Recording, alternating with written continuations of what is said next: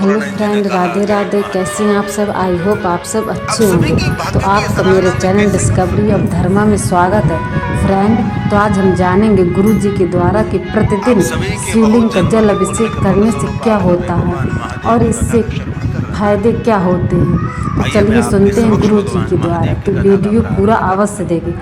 कहते हैं कि प्रतिदिन जल अभिषेक करने से जो हमारे पितृ होते हैं वो प्रसन्न होते हैं और सारी इच्छाओं की तृप्ति होती है और पितरों को तर्पण करने की भी जरूरत नहीं पड़ती है अगर हम प्रतिदिन जल अभिषेक करते हैं शिवलिंग का। तो चलिए सुनते हैं गुरु जी के द्वारा। तो वीडियो पूरा अवश्य देखें। राधे राधे। ये शब्द प्रसाद भगवान व्यास का है, मैं तो मध्यस्थी।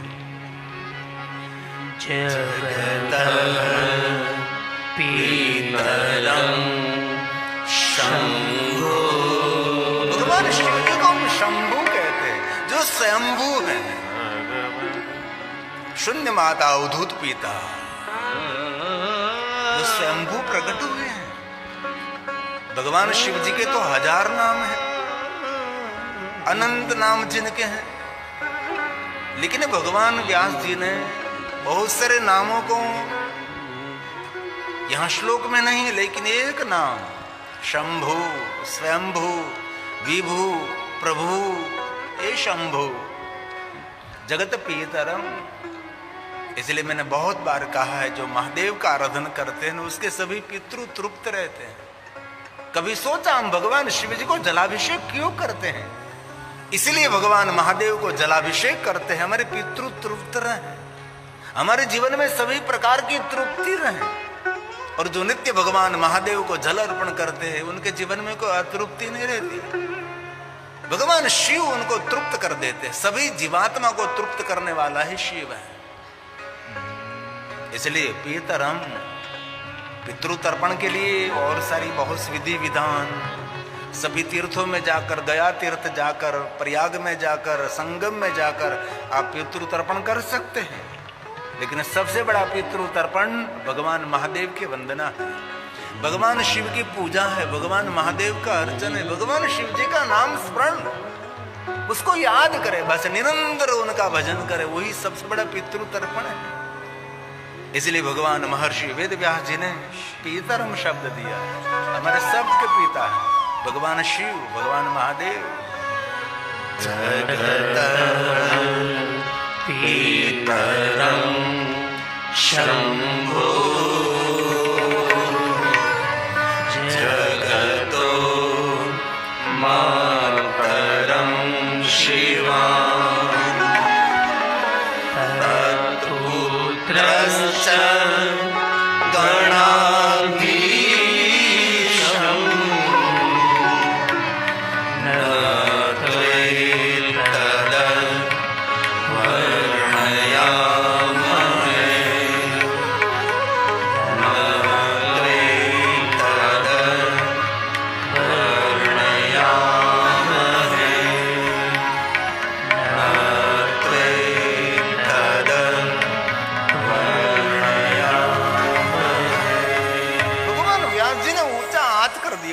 कर दिया। मैं आपकी महिमा नहीं गा सकता, न त्वे तद वर्णयामहे। हम रोज भगवान की जय जयकार करते समय ऊपर हाथ क्यों करते हैं? इस शरणागति का भाव है। भगवान हमारी सीमा है, बस उससे आगे हम कुछ भी नहीं जानते। परमात्मा का, भगवान की संपूर्ण शरणागति, परमात्मा की संपूर्ण शरणागति, इसीलिए तुम ऊपर हाथ करते, ऊंचे हाथ करते हैं।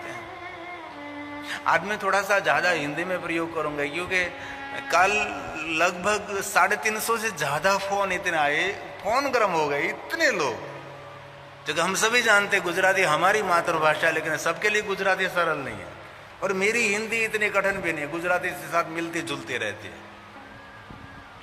और जरूर गुजराती में कथा करूं, ऐसा मेरा भी भाव है। लेकिन बहुत सारे शिव भक्त इतने परेशान हो जाते हैं और कहते हैं कि इतना बड़ा कुंभ चल रहा हो और आप वहां गुजराती में कथा कर रहे हैं, अब क्यों नहीं हिंदी में कर सकते? मैंने कहा मेरे जजमान भी गुजराती हैं, मैं गुजरात में कथा कर रहा हूँ, ये अहमदाबाद में कथा कर रहा हूँ, और ये भी मैं साथ साथ सभी को सुना देता हूँ कि गुजराती जैसा आयोजन दुनिया में कोई कर ही नहीं सकता। इतनी बड़ी व्यवस्था, इतनी बड़ी सुविधा, साफ सुथरी, इतनी डिजिटल व्यवस्था एक गुजराती कर सकते हैं। लेकिन बहुत सारे शिव भक्त लगातार महादेव की कथा श्रवण करते हैं। हमारे लिए गुजराती भाषा बहुत सरल लगती है हम सभी को, लेकिन गुजराती इतनी सरल नहीं, कुछ भी बात समझ में नहीं आती। इसलिए भगवान व्यास जी ने कहा, मैं ऊंचा हाथ करके भगवान शरणागति का स्वीकार करता हूं महादेव, मैं कुछ भी नहीं जानता। भगवान व्यास जी कुछ नहीं जानता है तो हम कैसे जान सकते हैं? न तवे तद वर्णयाम है। पुष्पदंत महाराज ने भी यही कहा है। आपको कोई कहे कि मैं महादेव का परम भक्त हूं और पुष्पदंत महाराज से परिचित नहीं है तो संपूर्ण पूर्ण शिव भक्त भी नहीं।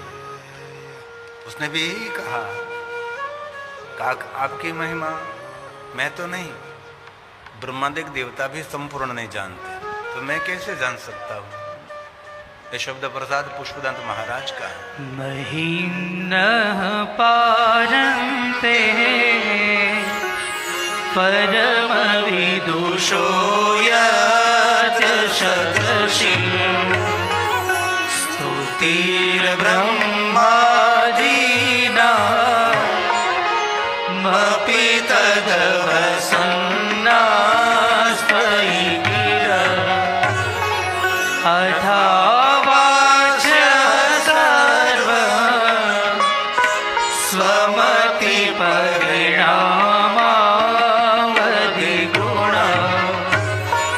ममाप्येष स्तोत्रे हरनिरपवाद परिकर हरनिरपवाद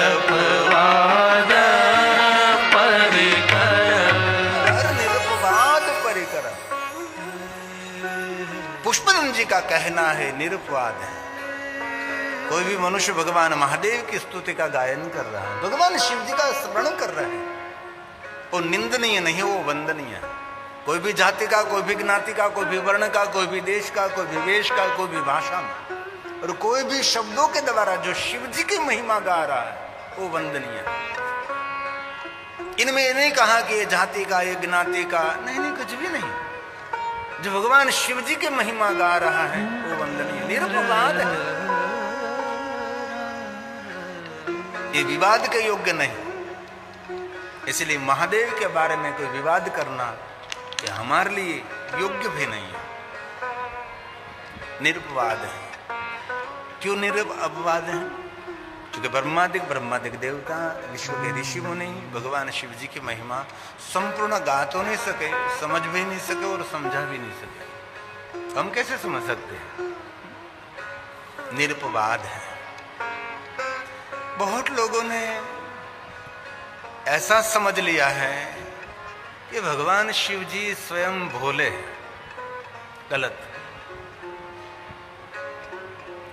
भगवान शिव जी स्वयं भोले नहीं है। जिनकी भ्रकुटी मात्र से जगत का सर्जन कर सकते हैं, जिनकी भ्रकुटी मात्र से जगत का संचालन हो रहा है, जिनकी भ्रकुटी मात्र से जगत की रक्षा भी हो रही है, जिनकी कृपा के बिना एक घास का तिनका भी नहीं हिल सकता, एक पवन का झोंका भी नहीं आ सकता, एक बीज का अंकुर भी नहीं निकल सकता, और मनुष्य एक श्वास भी नहीं ले सकता, उसको कैसे हम भोले कहते हैं?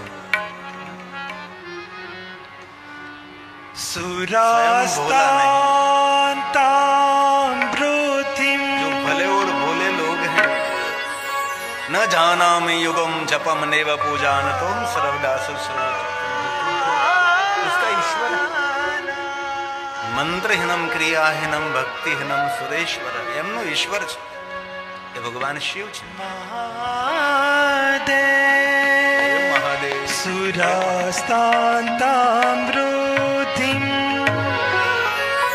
દધતિ તુ ભવદ્ભ્રુ પ્रणीता मात्र से दुनिया की रक्षा और सर्जन विसर्जन हो रहा है, ये शिव है।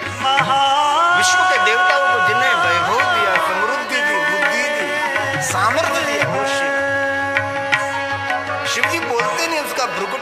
इतना मात्र हमारा साम्राज्य है, हमारा सामर्थ्य है, वो शिव है, वो महादेव। सुरास्तान्तामृतिं दधति तु भवभ्रू प्रणीता नहि स्वात्मा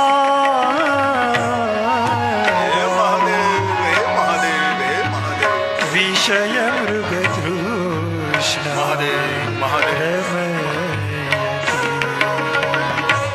विषय मृगतृष्णा इसलिए भगवान शिव स्वयं भोला नहीं है।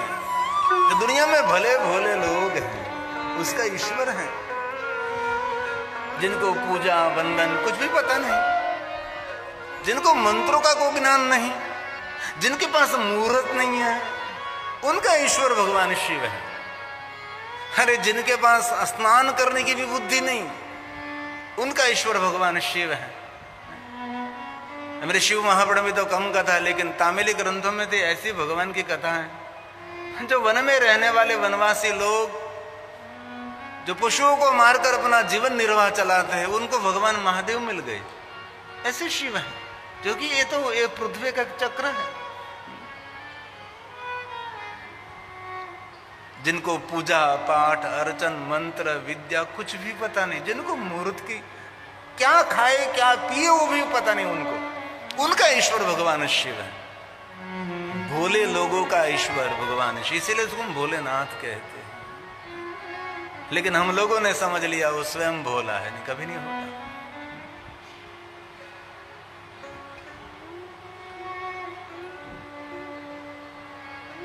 कर्नाटक की ओर भगवान शिव जी को भला कहते हैं, महादेव को हम कहते हैं ना भोले, तो लोग भला बोलते, भला शंकर, ओम भला महादेव भला।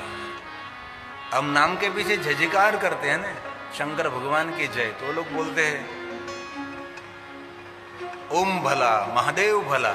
भले और भोले लोग हैं उनके ईश्वर है। भक्ति का श्रृंगार हमारा भोलापन है, ये तो यूनिफॉर्म है हमारा, लेकिन वास्तव में भक्त का श्रृंगार उनका भोलापन है। ये भक्तों का श्रृंगार है।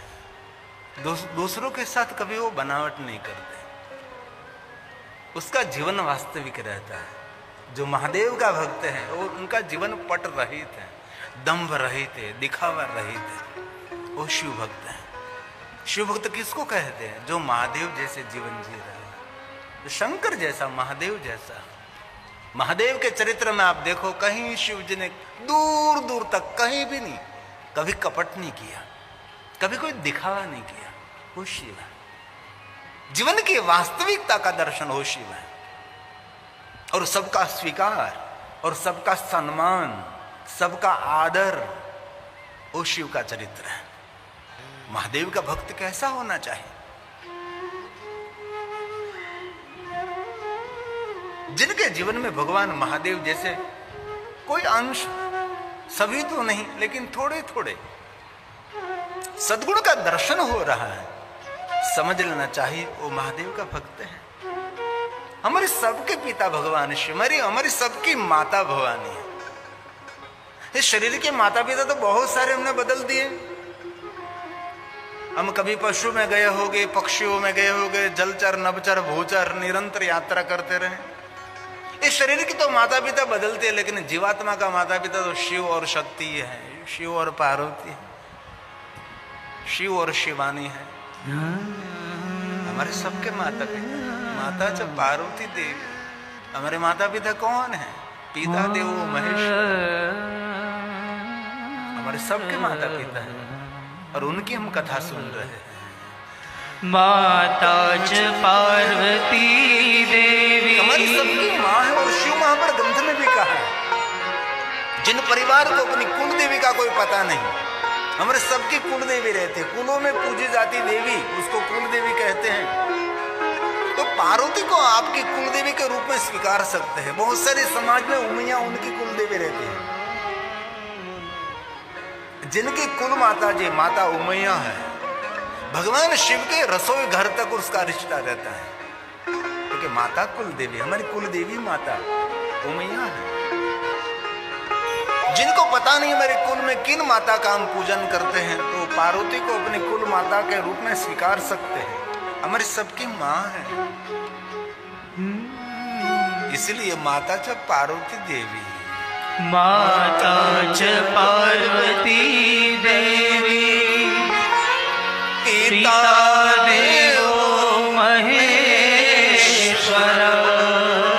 हमारे बांधव कौन है? जितने महादेव के भक्त है हमारा परिवार, हमारे बांधव है। बांधवा शिव स्वदेशो भुवनत्रयम्। एक देश नहीं हमारा देश, स्वदेशो भुवनत्रयम्। तीनों भुवन हमारा देश है। हम तीनों भुवन के भ्रमण करते हुए हमें सभी जीवात्मा है। भगवान शंकर जी की वंदना, माता भवानी की वंदना, भगवान गणेश जी की वंदना की। गणेश के बिना तो किसी का कभी नहीं चलता। और जिन विचारधारा में, जिन संप्रदाय में भगवान गणेश नहीं है, वो संप्रदाय विचारधारा अधूरी है। जिन्होंने गणेश जी को बहिष्कार कर दिया, समझ लेना चाहिए उनका कोई मूल्य नहीं रहता। मूल्य उनका है जिनकी परंपरा में गणेश जी हैं। भारत देश में 20,000 से ज्यादा संप्रदाय, इतनी विचारधारा है, लेकिन बहुत सारी विचारधाराओं में भगवान गणेश जी हैं। लेकिन कोई ने अपने अल्प बुद्धि के पहचान मात्र से गणेश जी का त्याग कर दिया। या भगवान व्यास जी तो भगवान शंकर जी की कथा का प्रारंभ कर रहे हैं, तो गणेश जी को क्यों याद किया? क्योंकि गणेश के बिना तो कोई कार्य प्रारंभ हो ही नहीं सकता। इसलिए अपने बच्चों को भी हम कहेंगे, बेटा सुबह में उठकर भगवान गणेश जी को याद करना चाहिए। गणेश के बिना हमारा कभी कल्याण नहीं, गणेश के बिना हमारा कभी हमारा सुख नहीं। विघ्न हरता तो है ही, लेकिन साथ में मंगल करता भी गणेश है। लेकिन हो सके तो रोज द्वादश गणेश जी को याद करना चाहिए। प्रणम्यम शीर्षादेव गौरी पुत्र विनायकम, नित्य याद करें। बहुत सारे शिव भक्तों को ये द्वादश गणेश स्तोत्र संकट का हरण करने वाला स्तोत्र कंठस्थ रहता है और बोलना चाहिए भी। जो गणेश जी के द्वादश है, 12 नाम गणेश जी के हैं, और शिव जी के ज्योतिर्लिंग भी 12 हैं।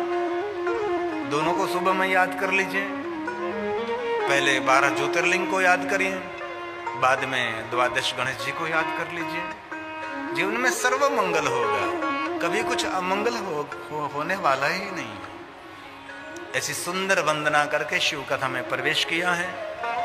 भगवान महर्षि वेद व्यास जी ने शौनक आदि महात्माओं के मुख में शब्द रखकर सूत पुराण को महाभाग्यवान कहकर सभी कथा सुनने वाले ऋषि मुनि आशीर्वाद प्रदान करते हैं, आशीर्वाद देते हैं। चिरंजीव हुआ हे भगवान महर्षि वेद व्यास के सत शिष्य हे सूत पुराण जी, हम सबको शांति देने वाले भगवान शंकर जी की कथा सुनाई। अब कथा का प्रवेश हो रहा है, कथा प्रारंभ हो रही है। सूत जी का सुंदर संबोधन है और एक एक श्लोक महादेव की वंदना है, एक एक श्लोक शंकर भगवान का पूजन है। सूत सूत महाभाग, हर श्लोक में महाभाग्यवान, हर श्लोक में महाभाग्यवान है। चिरंजीव सुखी भव। सभी कथा सुनने वाले ऋषि मुनियों ने आशीर्वाद कथा कहने वाले सूत पुराण को दिया। चिरंजीव भव। ऐ सूत पुराण जी, हम सभी आपको आशीर्वाद दे रहे हैं। चिरंजीव सुखी भव। यशा वयसि न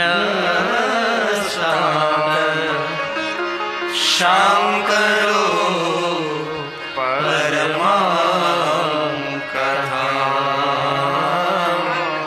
शांकरो परमां कथां। सभी जीवात्माओं को शांति देने वाली भगवान शिव जी की कथा कहिए। आपको कोई पूछे कथा क्या देती है तो उसको कह सकते हैं शंकरो परमाम कथा। भगवान शिव जी की कथा शांति देती है। और शिव सबसे पहला क्या देते हैं? शांति। और कोई भी स्तुति करे, कोई भी प्रार्थना करे, कोई भी मंत्र बोले, अंत में क्या बोलते? ओम शांति शांति। सब जीवात्मा को शांति की झंखना है, और जिनको शांति चाहिए उनको शिव जी का स्मरण करना ही चाहिए। शिव जी के भजन के बिना किसी को शांति मिले नहीं और मिलने वाली भी नहीं। शांति तेने बिना नहीं, कभी नहीं। नारद जी अशांत हो गए थे, तो नारद जी ने विष्णु भगवान को पूछा कि भगवान श्री हरि, मुझे कैसे शांति मिल सकती है? तो भगवान विष्णु ने क्या कहा? जप हो जाए शंकर सतनाम, होए हृदय तुरंत विश्राम। इस समय आपको शांति की अनुभूति होगी। और आज शिव जी का भजन करो और कल शांति मिलेगी, गलत। जब से आपके मुख में थे शिव जी का नाम प्रारंभ हुआ, आपके जीवन में शांति का प्रवेश हो गया। शांति देने वाला ये रामचरित मानस के चौपाई है।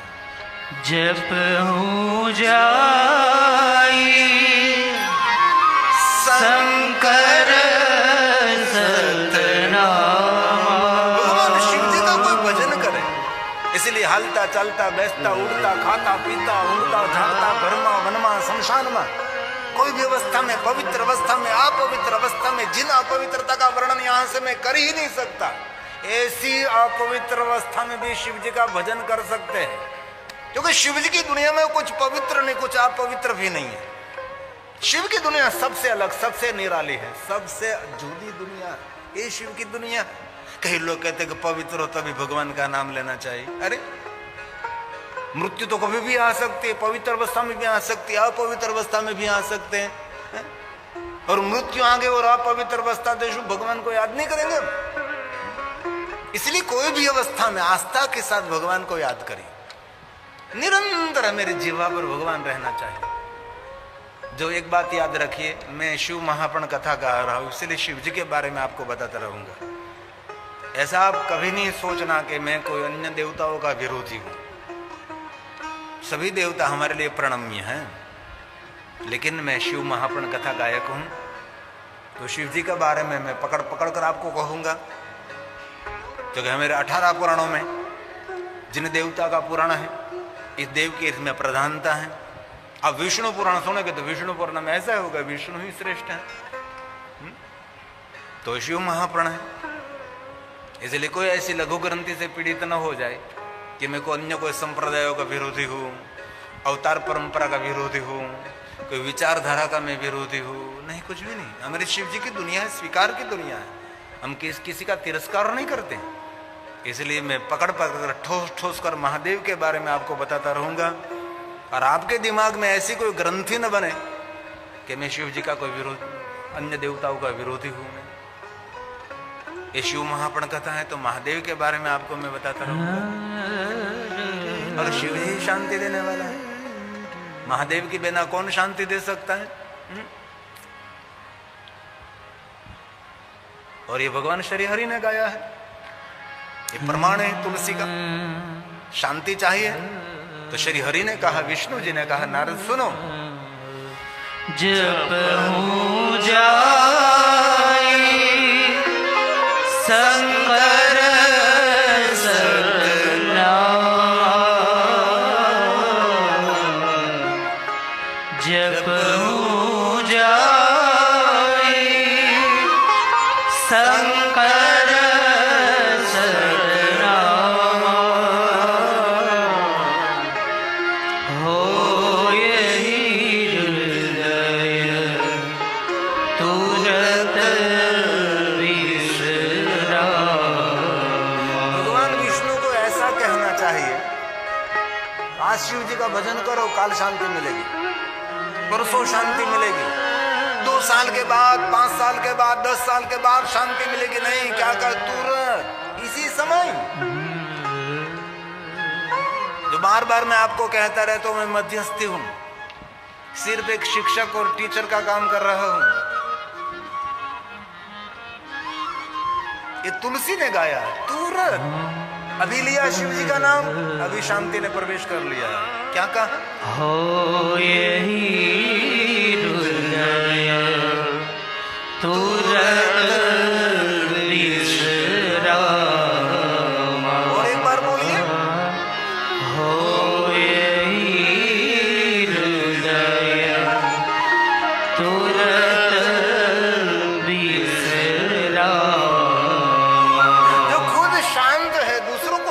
दे सकता है। जो स्वयं शांत नहीं है वो दूसरों को शांति कैसे दे सकता है? कभी नहीं। और एक बात कहूं, शांत रहना वो सबसे बड़ा सद्गुण है और सभी सद्गुणों का द्वार भी। आपने शांत रहना सीख लिया ना तो समझ लेना चाहे आपने बहुत कुछ सीख लिया जीवन में, लेकिन कोई शांत रहता ही नहीं। इसीलिए कहना पड़ता है शांति रखिए, शांति रखिए। उनके पास है तो शांति रख सकते हैं, शांति नहीं है तो रखेगा कहां से?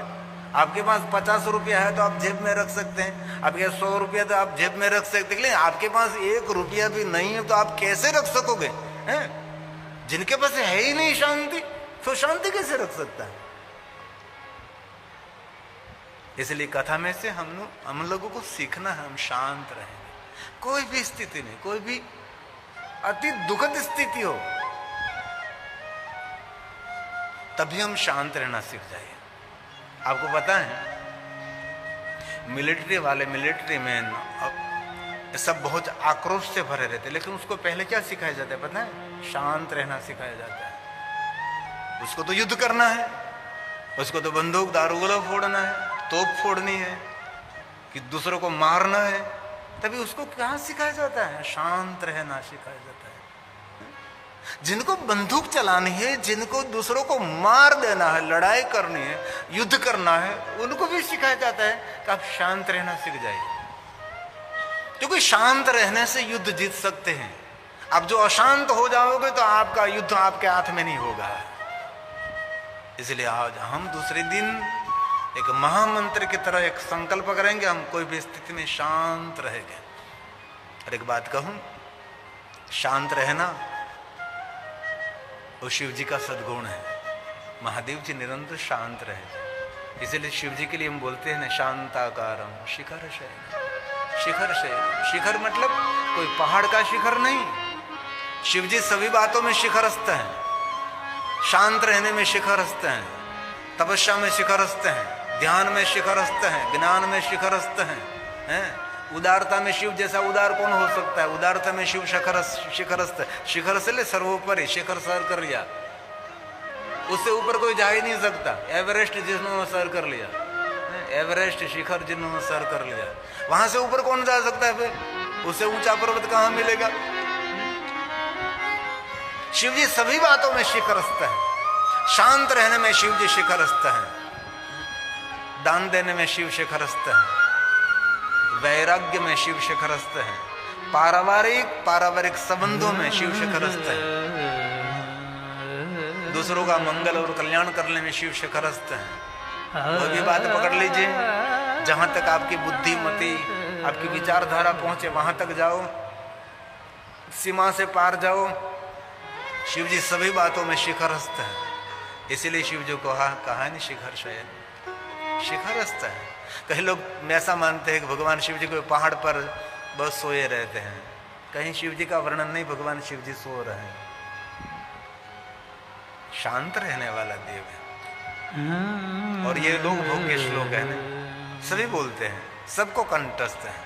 और कोई कोई श्लोक जो आपको कंठस्थ हो, साथ में बोलने का प्रयास भी करना चाहिए ना, क्योंकि कथा मंडप में, कथा स्थल पर एक बार श्लोक बोलने से एकम कोटि गुणितम, एक बार बोलने से 1 करोड़ गुना पुण्य मिलता है। इसलिए शिव शांत रहने वाला देव, शांति का दान करने वाला देव। शांताकारं शिखर शयनं, हे महादेव, हे महादेव, नीलकंठं सुरेशं। जिनका कंठ नील वर्ण है वो मेरा महादेव है। अमृत पीने वाला शिव नहीं, जहर पीने वाला शिव। विषम स्थिति में विष पी लेता है वो शिव है। अनुकूल सनुकूल परिस्थिति, इसमें से आप मौन रह सकते, शांत रह सकते हैं, लेकिन सब कुछ प्रतिकूल है, कुछ भी ठीक नहीं है, तो भी आप शांत रहना सीख जाइए। शिव जी ने विषपान किया तो अभी शांति से विषपान कर लिया, और कंठ जिनका नीलवर्ण हो गया, नीलकंठ। देवताओं के ईश्वर है सुरेश, ये शिव है। कभी देवताओं को पूछा आपको इष्ट कौन है, तो देवता गौरव से कहेंगे मेरा इष्ट महादेव है, मेरा इष्ट भगवान शंकर है। जिनका इष्ट भगवान महादेव है उसका कोई अनिष्ट नहीं कर सकता। जिनकी इष्ट भगवान शंकर है। और मैं गौरव करता हूँ हमारे जजमान श्री नरभय तथा अनिलाबेन के इष्ट देव भगवान शिव है। हमारे लिए गौरव की बात है। जिनका इष्ट महादेव है, जिनका कुल देवता शिव है, गौरव की बात है। वो कुल वंदनीय है, वो परंपरा वंदनीय है, उसके पितृ उसके पूर्वज वंदनीय है। और बहुत सारे परिवारों को मैंने देखा है, बहुत सारे परिवारों के इष्ट देवता महादेव है। अभी मैंने थोड़ी देर के बाद कहा कि लाभ पंचमी की गई साल पहली कथा जहाँ हुई थी उनके इष्ट देवता महादेव है। हमारे नागर भाई शंकर भाई पटेल, उसके पिता का नाम शंकर। ऐसे बहुत सारे परिवार हैं, इष्ट देवता महादेव है। ये शिव है, ये महादेव है, उसका कोई अनिष्ट नहीं कर सकता। ये शिव है। शांताकारं शिखरशयनं नीलकण्ठं सुरेशं देव महादेव, देव महादेव। विश्वाधारं स्फटिकसदृशं गौरवर्णं शुभङ्गं गौरीकान्तं त्रिनयनयनं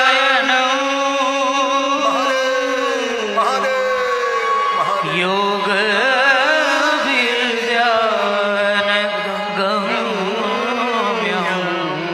देव महादेव। वन्दे शम्भो भवभयहरं सर्वलोकैकनाथं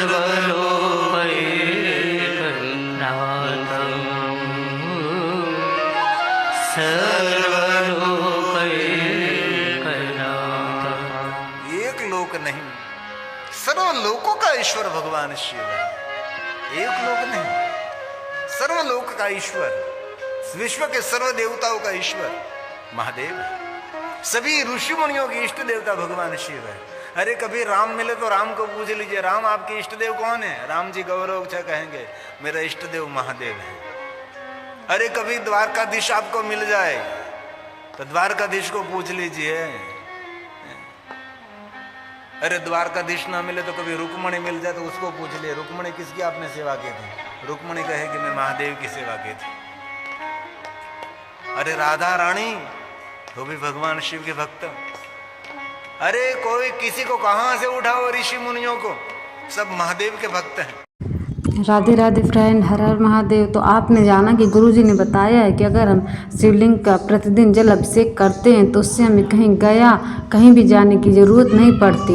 हमारे पितृ तर्पण ऐसे ही हो जाते हैं। अगर हम शिवलिंग का जल अभिषेक प्रतिदिन करते हैं तो हमारी सारी इच्छाओं की तृप्ति हो जाती है और हमें पुण्य प्राप्त होता है।